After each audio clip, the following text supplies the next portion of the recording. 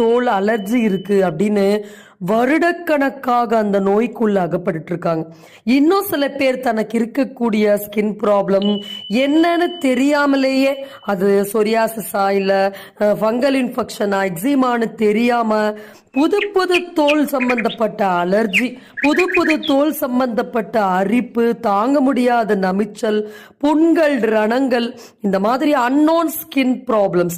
So இவை எல்லாவற்றுக்குமான reasons என்னன்னு நம்ம தெளிவா கிளியரா புரிஞ்சுக்கிட்டா மட்டும்தான் இந்த தோல் நோய் வாழ்நாள் முழுக்க நம்மிடத்தில் நெருங்காமல் ஒரு நிம்மதியான வாழ்வு, ஒரு மென்மையான ஒரு உடல் இதோடு நாம வாழ முடியும். ஸோ அதை பற்றிய ஒரு முற்றிலுமான உண்மை தகவல் பற்றிய பதிவு தான் இது.